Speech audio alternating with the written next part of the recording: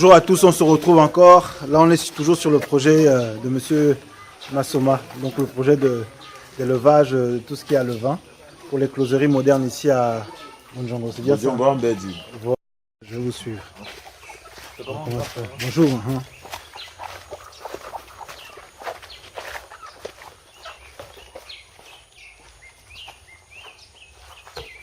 De France pour regarder revoir les travaux, surveiller. On devra lui faire un exposé de tout ça.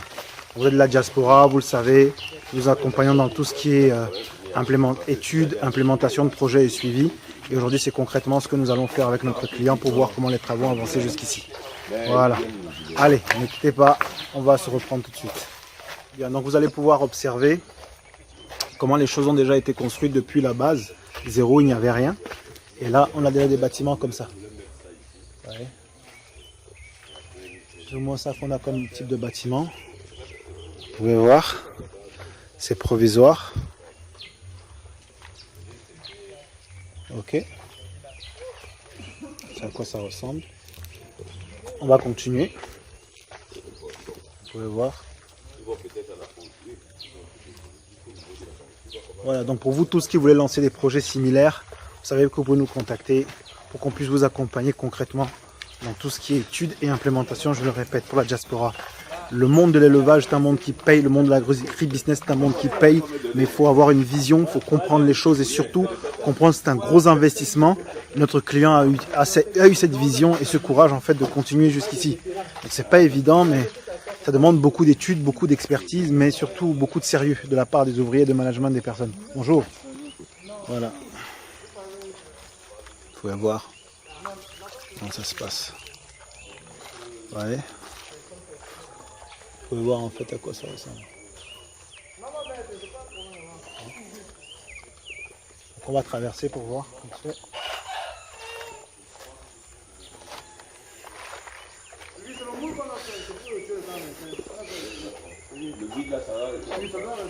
Voilà, donc on va visiter un peu pour voir à quoi ça ressemble un instant.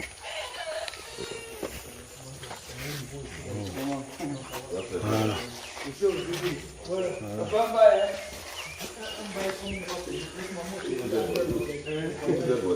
Monsieur Massoma, vos impressions un peu depuis la dernière fois. Ah, bonjour. Donc là-bas, Monsieur Massoma qui est avec nous. Alors on va peut-être se mettre de ce côté, la lumière est meilleure. Attention. Donc Monsieur Massoma, vous êtes de la diaspora camerounaise. Ouais. Vous faites beaucoup d'allers-retours sur le Cameroun. Ouais. Et vous avez eu cette vision, ce projet d'investir chez vous. Ouais. Vos impressions déjà depuis la dernière fois, comment est-ce que vous êtes content de l'évolution des choses ou Ouais, j'avoue que ça évolue très bien, effectivement. Oui. Bien que les pluies nous empêchent d'évoluer au bon rythme, mais bon, je pense que ça va. On suit le rythme, quoi. D'accord. Le rythme est là, ça va. D'accord. Alors, je pense que un des plus gros challenges était la partie ressources humaines et le management à distance. Comment vous y êtes arrivé? Je m'attendais bien à cette question. Je m'attendais bien à cette question-là. Non, ça va. Honnêtement, j'avoue que ADPM a été d'une très grande utilité. Ne serait-ce que pour me rapprocher de tout ce qui est ressources humaines sur le terrain, c'est pas évident du tout. Mais bon, on fait avec, il y a des choses à améliorer, on va les améliorer, mais c'était un bon départ quand même. D'accord. Ouais. Alors aujourd'hui, vers quoi est-ce que nous allons dans ce projet exactement? Est-ce que vous pouvez nous parler un peu de la vision, hein? Oui. La vision, le projet tel qu'il est prévu, il est prévu sur 5 ans. Parce que il faut dire que c'est un très gros investissement. Okay. On l'a essayé de l'étaler sur 5 ans parce que c'est des financements propres. Si jamais vous voulez investir, une manne tombe du ciel, oui. On gagne au loto, machin, ou on trouve un financement bancaire, machin. C'est un projet qu'on peut réaliser sur 2 ans. Mais là, au jour d'aujourd'hui, on pense pas. Pour l'instant, on fait d'abord ce qu'on peut. Et après, une fois qu'on a la matière, certainement, on aura des arguments pour aller voir les banquiers, quoi. D'accord. Et là, on cible quel marché précisément? Ben, le marché qu'on cible, c'est le Baye Amselam. C'est le Baye Amselam, on ne va pas vendre en détail. On va cibler le bail Amsterdam, on va vendre sur place. Les bails Amsterdam vont venir prendre le produit sur place pour le commercialiser. D'accord. Quel type de poisson est-ce que vous allez... On va commencer par la silure. D'accord. Ouais, ce qu'ils appellent poisson-chat. D'accord. Voilà. Aujourd'hui, c'est le produit qui est le plus maîtrisé. Qui est dans la production maîtrisée et en termes de timing aussi c'est court quoi, la production elle est courte quoi. Il faut compter 3 mois et demi à 3 mois et demi 4 mois, sachant que au jour d'aujourd'hui le véritable problème c'est l'aliment. On est obligé d'aller acheter l'aliment à l'étranger, donc c'est de l'aliment importé. Bon, on va faire avec, hein, ça va coûter plus cher. Vous n'avez pas pensé vous-même à ouvrir une unité justement? Si, dans le projet c'est prévu. À partir de la 3e année, on va créer une minuterie qui va fabriquer l'aliment sur place, quoi. C'est prévu. D'accord, très très bien. Alors, vous allez peut-être nous faire la petite visite. On va vous suivre. Juste question pour nous montrer comment ça se passe. Bien sûr. Alors là, vous avez les bacs. Hein, vous avez 6 bacs. 6 bacs qui auront une capacité d'à peu près 4700 poissons par bac. D'accord. Donc, il y en aura 6 comme ça. Comment est-ce qu'on va les exploiter? On va mettre ce qu'ils appellent la mise en charge. Ça veut dire qu'on va mettre le poisson, on ne mettra pas les 6 bacs en charge en même temps. On va essayer de les étaler. Toutes les semaines, on va mettre en charge un bac. D'accord. Voilà. Donc un bac par un bac par semaine. Ça c'est pour éviter les dépenses ou c'est plus pour... Non, c'est tout simplement pour éviter la récolte massive en même temps. D'accord. Ne pas trouver de débouché immédiatement parce que le poisson ça mange tous les jours. Hein. Si c'est déjà à maturité, commercialisable et que vous ne le vendez pas, vous perdez de l'argent. D'accord. Une petite question, est-ce qu'en amont vous avez déjà commencé, parce que beaucoup se posent la question, je me dis ça, hein, est-ce qu'en amont vous avez commencé à démarcher déjà les bails Amsterdam pour les informer du projet Si, ça c'est le domaine du commercial. Hein.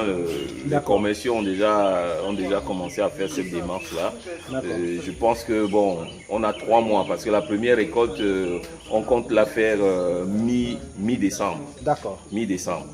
Donc mi-décembre, je pense que d'ici mi-décembre, on aura le temps. D'accord. Et ce problème d'eau qu'on avait, comment ça s'est... le problème d'eau au niveau de quoi? De la qualité de l'eau. Voilà la qualité de l'eau. La qualité de l'eau. Bon, on a fait un forage et les premières analyses ont montré qu'il y avait beaucoup de fer. D'accord. Donc à partir de là, on nous a fait des propositions. D'accord. Comment est-ce que atténuer ce fer-là? Donc à partir du château qu'on va construire, on va stocker l'eau pendant 1 ou 2, 3 jours. Ça va faire baisser la teneur en fer. Voilà à peu près le procédé. Donc au jour d'aujourd'hui, ce problème est réglé. D'accord, très bien. Le château d'eau se trouve... Il va se trouver à l'entrée. À l'entrée, plutôt à l'entrée de l'autre côté. D'accord. Le bâtiment que vous voyez, ça sera l'écloserie. D'accord. Ça sera l'écloserie. C'est quoi une écloserie? Une écloserie, c'est là où c'est comme si on prend l'exemple des êtres humains, c'est comme la maternité. Une maternité, voilà. D'accord. C'est comme une maternité, c'est là où on va faire éclore les œufs, des poissons qu'on va, on va incuber, on va les éclore. Une fois qu'on les éclore, on va prendre les alevins. Les alevins vont sortir, qu'on va essayer de nourrir pendant 2 ou 3 jours avant de les mettre dans les grands bacs. D'accord. Je vois que vous avez renforcé les fondations parce qu'on est sur un terrain marécageux, si je ne me trompe pas. Ouais, vous pouvez nous en parler un peu? Oui, c'est justement, ça fait partie des... On va se mettre comme ça. Oui, allons-y. Oui. Ça fait partie des petites difficultés qu'on a eues lors du démarrage du chantier.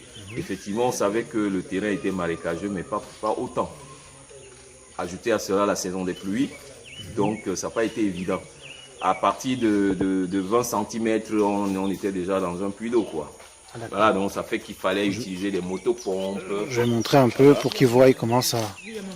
Donc vous avez utilisé des motopompes pour... Justement pour pomper l'eau, pour pouvoir couler les semelles et tout. Bon, ça n'a pas été vraiment une petite partie de plaisir, mais bon, on y est arrivé, le résultat est là aujourd'hui. D'accord. Aujourd'hui, on parle de combien de bacs exactement? Il y a 6 bacs. 6 bacs, d'accord. D'une capacité, comme vous avez dit, de 4500, 4700 poissons. D'accord. Donc à raison de 3 mois pour pouvoir avoir du poisson prêt à vendre. 3 mois et demi avec l'aliment qu'on va utiliser, puisque ça sera un aliment importé. D'accord. Avec l'aliment qu'on va utiliser, à 3 mois et demi, 4 mois, on peut avoir le poisson marchand à 500, 600 grammes.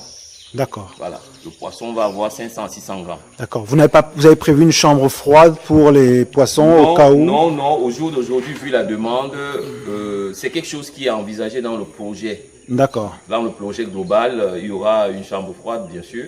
Mais au jour d'aujourd'hui, avec 6 bacs, on n'en a pas besoin. Mais on a prévu quand même un fumoir. D'accord. D'accord. Si jamais on n'arrive pas à écouler, on va fumer le poisson. D'accord. Voilà. Sachant que la silure, c'est déjà un poisson qui est très prisé, fumé, quoi. D'accord, bien Voilà. sûr, bien C'est sûr. vrai qu'au niveau du littoral, c'est pas notre dada, quoi. Oui, oui. Moi, je suis du littoral. Nous, on aime les gros poissons, Ouais. machin, mais bon.